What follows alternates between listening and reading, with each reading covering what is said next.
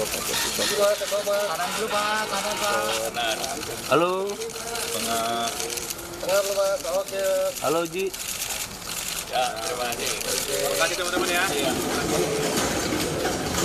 Dari tadi di dekat aman ya? Ya, sama gue roll juga bang. Gua record juga. Iya.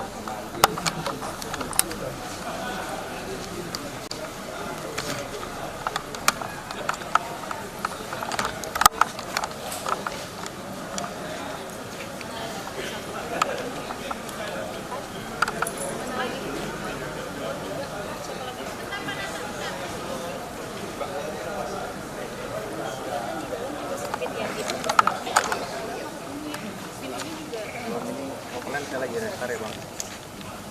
Apa Pak Denny aja? Pak Denny itu udah live aja.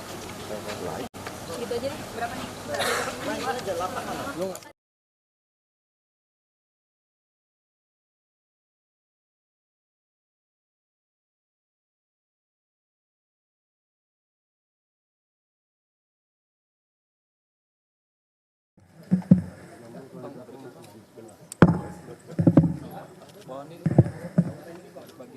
Saya mulai Pak ya. Silakan. Bismillahirrahmanirrahim. Assalamualaikum warahmatullahi wabarakatuh. Waalaikumsalam warahmatullahi wabarakatuh. Selamat malam, salam sejahtera untuk kita semua. Yang saya hormati dan muliakan Bapak Erlangga Hartarto, Ketua Umum Partai Golkar, beserta jajaran pejabat teras pimpinan Partai Golkar. Terima kasih telah berkunjung ke kediaman Bapak Susilo Bambang Yudhoyono di Cikeas ini. Saya beserta para sahabat dari Partai Demokrat senang sekali karena masih dalam suasana Idul Fitri, kita bisa menyambung silaturahim halal bihalal dan tentunya mendiskusikan tentang berbagai hal, berbagai isu di negeri ini. Teman-teman wartawan yang saya muliakan, saya ingin menyampaikan bahwa tadi di perpustakaan Cikeas kami berdiskusi dan tentunya ini menunjukkan sebuah inisiatif yang baik antara dua partai yang memiliki kedaulatan dan independensi. Golkar dan Demokrat dari waktu ke waktu bukan hanya berdiskusi tapi juga bekerja sama. Dan tidak bisa kita melupakan kebersamaan 10 tahun dalam pemerintahan Presiden SBY ketika itu 2004 hingga 2014. Saya juga ingin mengucapkan terima kasih atas inisiatif Bapak Ketua Umum Golkar, Bapak Erlangga Hartarto, yang sebelumnya sudah menyampaikan ingin berkunjung, ingin bersilaturahim, tapi mohon maaf karena kesibukan Bapak SBY dan juga baru saja kembali dari luar kota, maka baru bisa dilakukan malam hari ini. Saya juga ingin menyampaikan kepada teman-teman, mengingat Bapak SBY kendati beliau adalah orang tua dan juga tokoh di negeri ini, tetapi juga masih memiliki status sebagai Ketua Majelis Tinggi Partai Demokrat. Dan Pak Erlangga ini adalah Ketua Umum Partai Golkar. Oleh karena itu tentu dengan semangat yang baik, Pak SBY akhirnya meminta saya untuk mendampingi beliau beserta dengan sejumlah pejabat di Dewan Pimpinan Pusat Demokrat. Oleh karena itu saya ingin menyampaikan bahwa tadi diskusinya berjalan dengan baik, walaupun tentu Pak SBY yang sudah mandi toratu setelah 3 tahun terakhir ini untuk day-to-day politics-nya sudah saya jalankan beserta generasi yang lebih muda lagi di Demokrat. Karena beliau tentunya saat ini sangat menikmati aktivitasnya sebagai pelukis. Jadi tadi Pak Erlangga, Pak Ludwig dan Pak Dito dan teman-teman lain bisa melihat juga lukisan-lukisan Pak SBY yang juga bisa dinikmati nanti di museum yang sedang dibangun di Pacitan. Tapi juga aktif sebagai pembina klub bola Lavani, alhamdulillah menjadi juara kembali Proliga 2 tahun berturut-turut, back to back 2022 dan 2023 tahun ini. Sehingga tadi beliau lebih pada gagasan-gagasan besar, karena bagaimanapun beliau terus terpanggil dan ingin terus menghadirkan pemikiran-pemikiran termasuk solusi-solusi yang baik untuk negeri kita. Tadi cukup banyak hal yang kita bicarakan, Pak Erlangga nanti bisa menambahkan tentunya berbagai isu dari bagaimana kita ingin menghadirkan perubahan yang lebih baik untuk negeri kita dari berbagai aspek, tentunya ekonomi, kesejahteraan, keadilan, hukum, dan juga demokrasi. Nah, disinilah tadi kami cukup panjang berbicara bagaimana demokrasi di Indonesia akhir-akhir ini mengalami kemunduran dan juga menghadapi tantangan-tantangan yang serius. Sistem politik yang kemudian dicoba diutak-atik untuk mengubah sesuatu yang sebetulnya tidak perlu diubah. Contoh, bagaimana sistem pemilu yang sampai saat ini juga masih menyisakan tanda tanya besar. Saya ingat sekali Pak Erlangga ketika itu berinisiatif bersama dengan para pimpinan partai politik lainnya. Kita berkumpul di Dharma Wangsa ketika itu dan sampai dengan hari ini isu itu belum jelas seperti apa endingnya. Sistem proporsional terbuka atau tertutup. Kita tidak ingin demokrasi kita mundur jauh ke belakang karena perubahan sistem yang sangat fundamental ketika tahapan-tahapan pemilu sudah dijalankan. Ini sebetulnya keluar dari akal sehat kita. Dan marilah kita masih terus berusaha untuk mengawal agar jangan sampai terjadi perubahan yang tidak kita harapkan bersama ketika hak rakyat dirampas dari sistem demokrasi kita. Kemudian tentunya tadi dibicarakan juga hal-hal lain, real politics. Ini juga seru. Tentunya tadi kita berdiskusi tidak mungkin semuanya kita sampaikan di sini, tetapi tentu kita menyikapi konstelasi politik terkini. 1 minggu, 2 minggu terakhir ini luar biasa kita ikuti di media massa. Masih suasana lebaran tapi begitu dinamis dan rasanya patut bagi dua partai ini, Golkar dan Demokrat, untuk duduk bersama dan juga membicarakan berbagai kemungkinan yang bisa kita hadapi ke depan. Tentu semangatnya adalah bagaimana Indonesia ini makin maju dan makin sejahtera, demokrasinya juga makin berkeadaban. Dan kita berharap tidak ada hak warga negara yang dikebiri, baik itu hak untuk memilih maupun hak untuk dipilih dalam kontestasi pemilihan presiden maupun pemilihan anggota legislatif 2024 mendatang. Jadi tadi kita berbicara tentang itu semua, termasuk bagaimana kita berharap bukan berupaya untuk hanya bagi-bagi kekuasaan. Demokrat juga selalu menyampaikan hal itu, bahwa pada hakikatnya kita tidak hanya ingin mengikuti sekedar, saya ulangi, tidak hanya sekedar ingin mengikuti pemilu setiap 5 tahunan, tetapi ada panggilan moral untuk melakukan perubahan dan perbaikan terhadap aspek-aspek kehidupan bermasyarakat, berbangsa, dan negara tadi. Dengan demikian tentunya saya dengan sukacita, seperti Pak Erlangga juga dalam berbagai kesempatan, saya ikuti juga membuka diri untuk bergabungnya antar kekuatan politik, bergabungnya partai-partai politik. Kami juga yang saat ini terus membangun kebersamaan dengan koalisi perubahan, juga tentu membuka diri.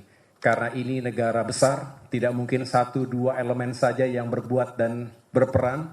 Kita, Golkar dan Demokrat, ingin berperan lebih besar lagi, lebih baik lagi untuk negeri kita.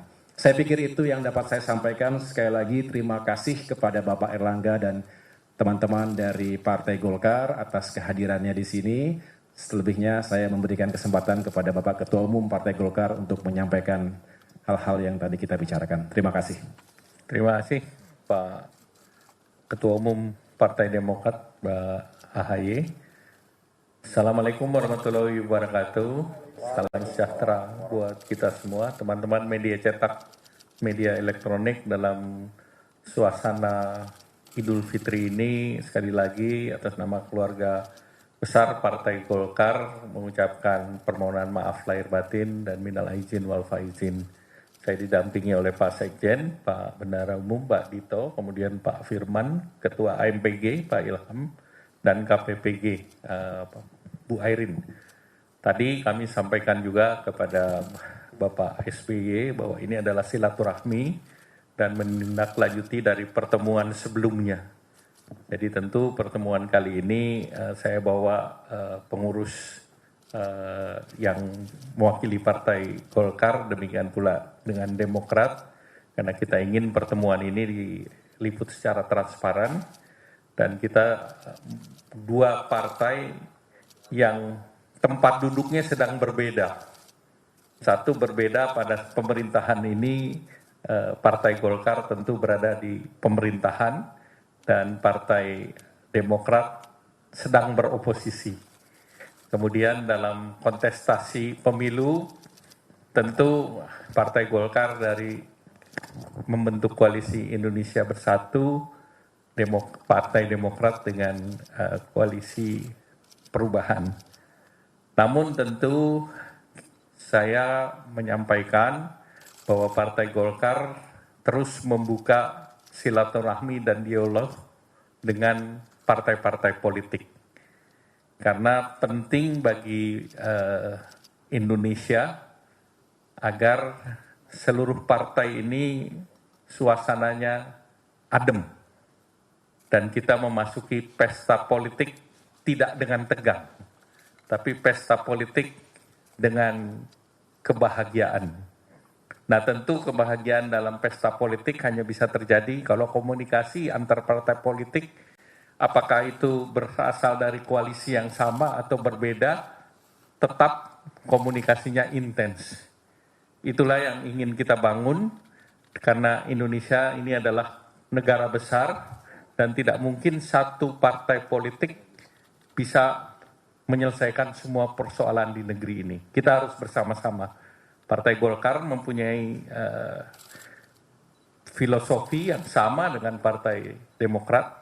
Tadi disampaikan Partai Golkar dan Demokrat pernah bersama di tahun 2004 sampai 2014. Dan tentu kebersamaan itu mempunyai sejarah yang sama-sama kita pahami bersama dan punya pengertian.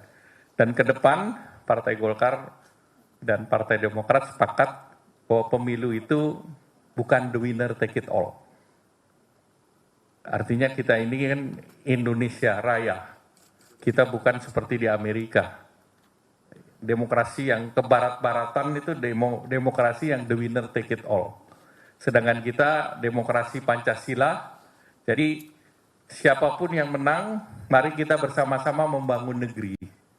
Sama seperti tadi pertandingan olahraga voli misalnya, begitu sudah ada yang juara, pembentukan tim nasional kan bukan dari juara itu sendiri, harus dibentuk sebuah tim.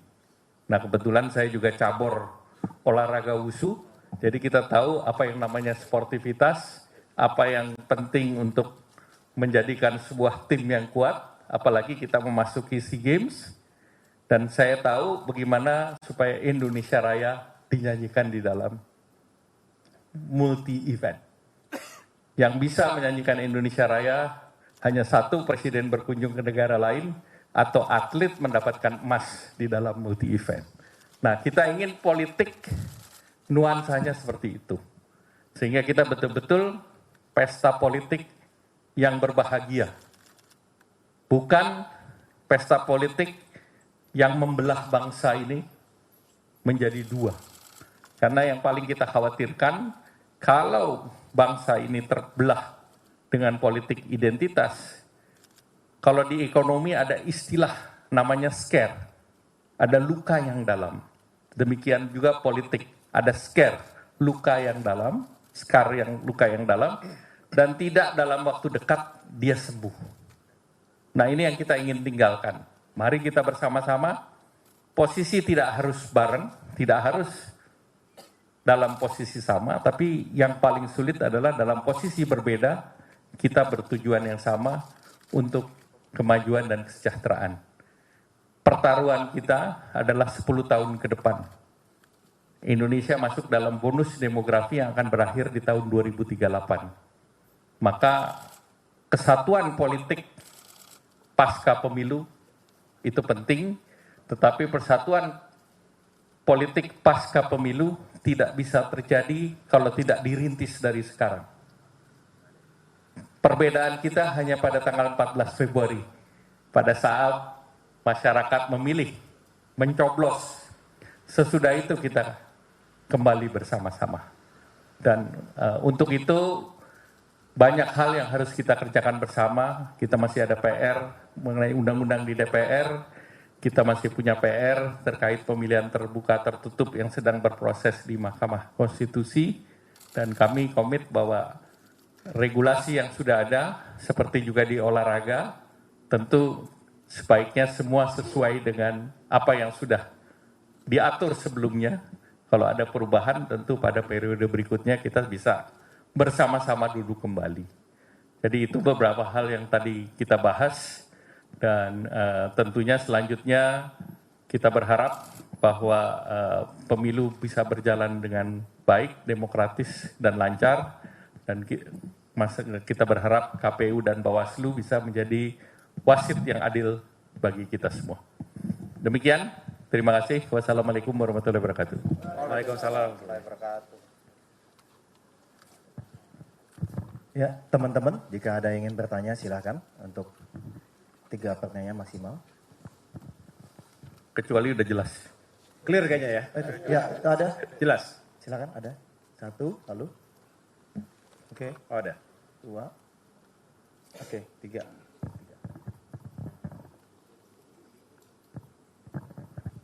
Izin Pak, saya Rizky dari detik.com. Ini terkait dengan selesainya pertemuan Partai Demokrat dengan Golkar ini, apakah capresnya yang diusulkan tetap Anies atau mungkin ada perubahan-perubahan sedikit atau ada goyang-goyang sedikit terkait capres yang diusulkan? Terima kasih. Baik Pak, terima kasih. Perkenalkan saya Kenny dari jpnn.com. Saya punya 2 pertanyaan. Pertama, apakah tadi di dalam juga membahas kemungkinan koalisi Demokrat dan Golkar? Justru karena presidensial threshold berduanya sudah cukup untuk mengusung capres dan cawapres. Dan yang kedua untuk Mas Ahy, terkait isu dengan PK Muldoko, itu perkembangannya seperti apa? Apakah akan mengganggu Demokrat ke depannya? Terima kasih.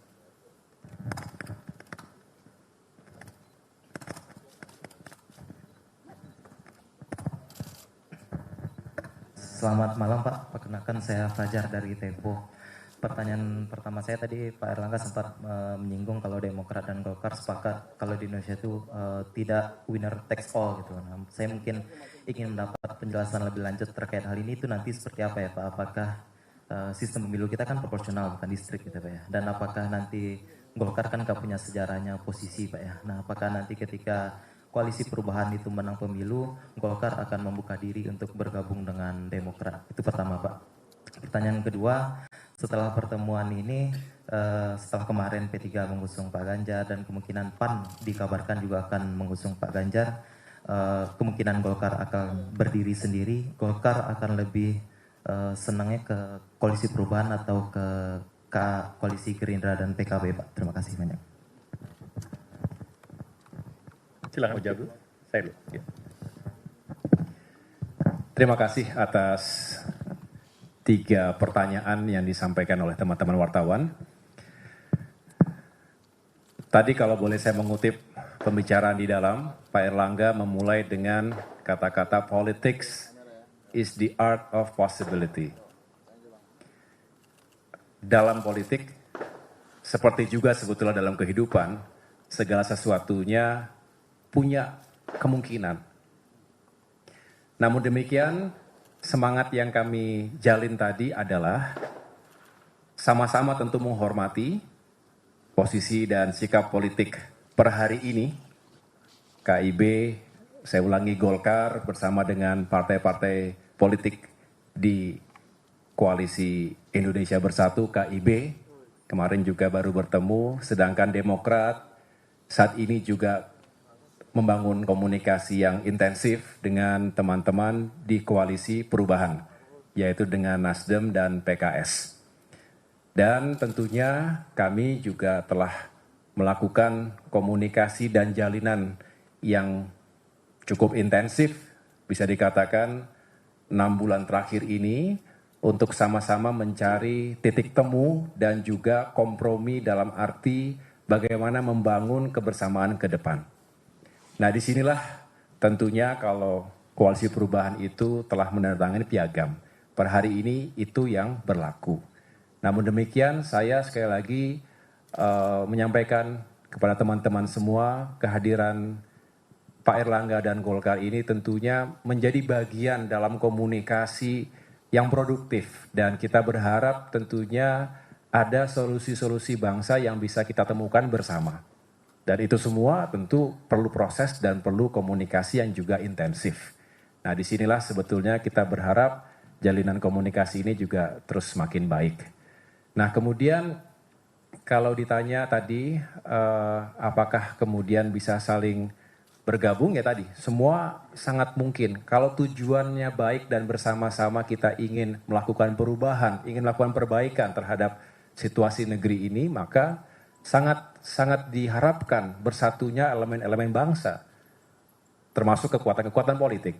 Inilah yang sebetulnya terus kita jadikan basis atau pondasi dalam dialog yang kita lakukan dari waktu ke waktu. Ada berbagai isu yang kita sama punya kepentingan yang sama, tidak ada bedanya. Ada perbedaan-perbedaan penyikapan isu juga biasa. Inilah sebetulnya indahnya demokrasi multipartai. Tapi saya juga tidak berharap terjadi pembelahan yang luar biasa. Tadi Pak Erlangga betul sekali mengingatkan kepada kita semua, jangan sampai pemilu 2024 ini seperti ada pembelahan atau benturan keras antar anak bangsa sendiri. Tadi Pak SBY juga mengingatkan betapa nestapanya bangsa Indonesia pernah berbenturan antar ideologi. Bukan hanya tidak sehat tetapi juga berbahaya. Dan banyak korbannya. Literally bukan hanya korban politik tetapi juga korban jiwa. Jangan sampai terjadi lagi dalam sejarah politik bangsa kita. Atau benturan keras akibat eksploitasi politik identitas, itu juga no-go, tidak boleh. Dan kami akan menentang keras apakah radikal kanan, radikal kiri, apapun yang hanya ingin menghancurkan persatuan di negara kita. Saya pikir kita sepakat di situ dan semua orang yang secara sadar mencintai negara kita akan menjawab hal yang sama. Kemudian tadi ada sedikit pertanyaan bagaimana Demokrat yang masih terus diganggu. Saya sedikit menjawab Pak Erlangga. Kami memang terus menghadapi yang saat ini sedang dilakukan yaitu upaya peninjauan kembali PK yang dilakukan oleh KSP Muldoko, temannya Pak Erlangga di sana. Jadi sama-sama ada.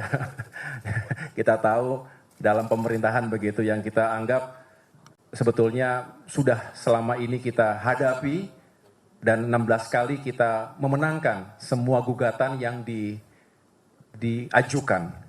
Karena kami meyakini, tim hukum kami meyakini, Demokrat meyakini, masyarakat luas meyakini, para pakar hukum meyakini, tidak ada celah sedikit pun secara hukum yang bisa memenangkan PK KSP Muldoko. Mengapa? Karena tidak ada novum baru. Tadi setelah 16 kali kita bisa mengalahkannya di meja hukum. Dengan demikian sebetulnya kami memiliki keyakinan, tetapi sekali lagi ini bukan hanya urusan hukum tapi urusan politik. Sehingga kami tidak boleh lengah dan harus membawa ini ke ruang terang. Jangan sampai ada keputusan-keputusan cepat dilakukan di ruang gelap yang kemudian bukan hanya mengagetkan tetapi juga benar-benar menghancurkan demokrasi kita. Ini bukan hanya pertaruhan Demokrat.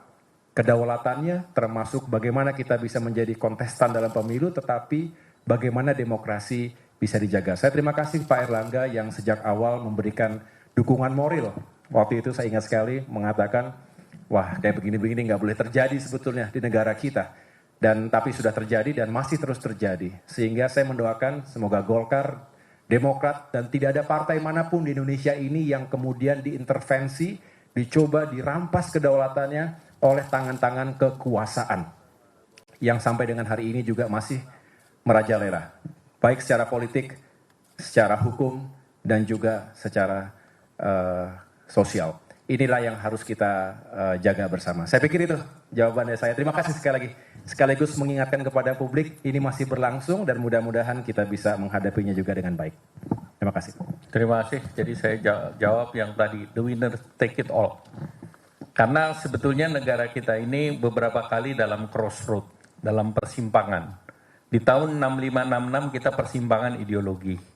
Tadi disampaikan juga oleh Bapak SBY, crossroad-nya itu pada saat persimpangan antara ideologi, kiri maupun kanan, yang mengakibatkan konflik horizontal.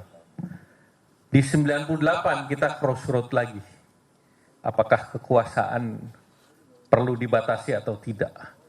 Yang akibatnya juga konflik horizontal di masyarakat. Kita tidak ingin ulangi itu. Di tahun depan, kita persimpangan jalannya bukan di ideologi, bukan di masalah kekuasaan, tetapi di negara kita. Mampu nggak kita menjadi negara yang lepas dari middle income trap? Menjadi negara yang maju. Tidak banyak negara yang lolos middle income trap. Middle income trap hanya bisa terjadi kalau negara itu pada saat terjadi bonus demografi, perekonomiannya loncat. Nah, Indonesia hanya mempunyai luxuries untuk bonus demografi sampai 2038. Nah, oleh karena itu crossroad ini harus kita lalui. Nah, crossroad ini harus dilalui hanya oleh kerja kita bersama. Tidak bisa satu partai kerja. Atau partai yang nanti menang pemilu kerja sendirian. Itu tidak bisa. Maka kita harus kerja bersama. Contoh negara yang di ASEAN lolos, itu baru Singapura. Contoh negara yang di regional di Asia yang lolos di tahun 2000-an adalah Korea Selatan. Nah, kita diperkirakan dari 4.000 ini bisa masuk 12.000 di tahun 2035. Nah, kalau di tahun 2035 itu ekonomi kita sudah naik 3 kali dari sekarang, bayangkan Indonesia punya ekonomi itu 3 triliun dolar. Kita menjadi nomor 7 di dunia. Apakah ini bisa satu partai saja? Tidak bisa. Karena untuk itu kita butuh seluruh instrumen dari hukum kepada DPR yang nanti juga duduk, itu minimal 70%. Oleh karena itu saya menawarkan Partai Golkar, kita ini dari sekarang, supaya nanti kita tidak dalam tanda petik kagetan. Kita punya PR juga, RPJMN. Rencana Pembangunan Jangka Menengah dan Jangka Panjang sampai 2045 yang harus kita kerjakan sekarang. Apakah ini dikerjakan oleh satu partai atau 2 partai? Ini tidak bisa. Ini harus konsensus kita bersama. Dan saya berharap sama dengan Partai Demokrat dan partai yang lain, RPJP ini bisa selesai sebelum pemilu. Sebelum bulan September. Ini kan kerja fast track. Tadi kita bilang ada beberapa PR yang harus dikerjakan. Kalau ini kita kerjakan sekarang, maka calon presiden nanti sudah punya referensi apa yang harus dikerjakan. Kan kita semua ini tergantung capres bikin programnya apa. Tapi lapangannya dan regulasinya harus kita buat. Sehingga kita sepakat tahun 2035 capaian kita berapa, tahun 2045 pada saat kita sebut Indonesia negara maju, itu pendapatan per kapita kita berapa? Kemiskinan kita berapa? Unemployment kita berapa? Nah, ini harus disepakati. Tidak bisa kita cuma langsung aja, ayo kita coblosan, ayo kita kampanye. Tidak, ini kita ingin lebih dalam lagi, karena negara kita sedang mendapatkan perhatian dunia. Sesudah kita berhasil memimpin G20, kita sedang mendapatkan perhatian. Nah, momentum ini yang harus kita kerja bersama. Kalau tadi kerjasama partai, ya alhamdulillah Partai Golkar sebagai salah satu pemenang pemilu, sama siapa saja kita bisa. Itulah kita ingin supaya kita inklusif, kita kerjakan apa yang kita mau untuk Indonesia. Mari kita kerja bareng-bareng, kita berbeda hanya nanti tanggal 14. Sesudah itu kita bareng lagi. Demikian, terima kasih. Wassalamualaikum warahmatullahi wabarakatuh. Ya, terima kasih. Terima kasih. Terima kasih.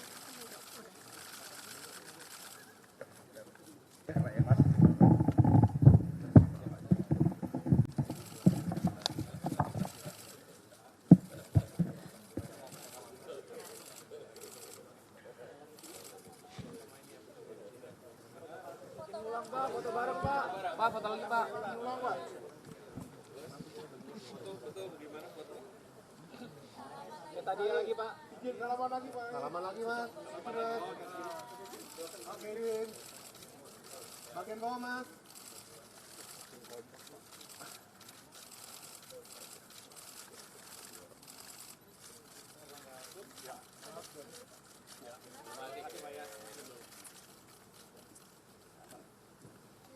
Makasih teman-teman ya.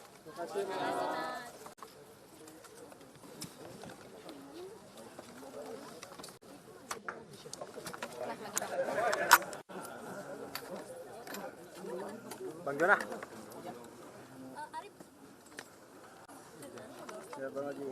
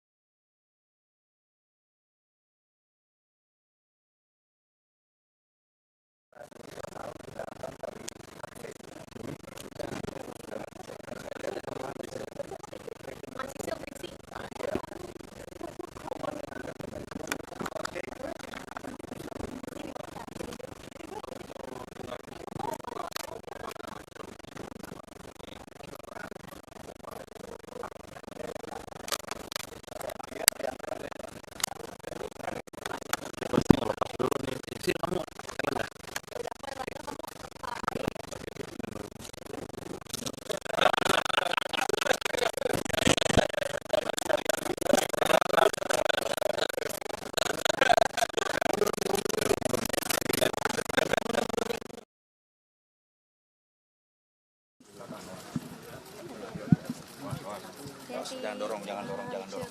Mundur lagi. Mundur.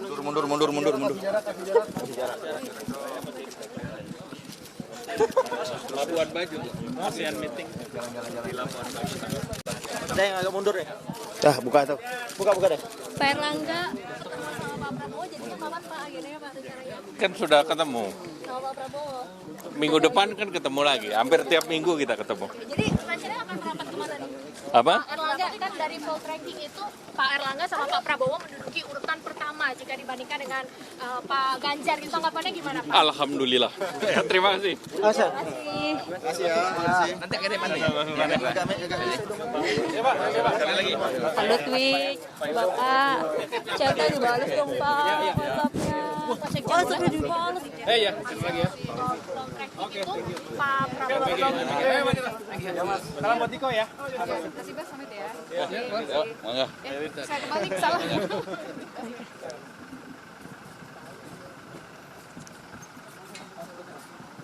Bapak, selamat lebaran ya Pak. Mohon maaf saya dan batin.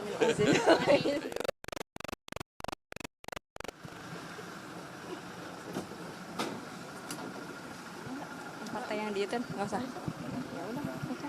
Udah banget, pelit banget.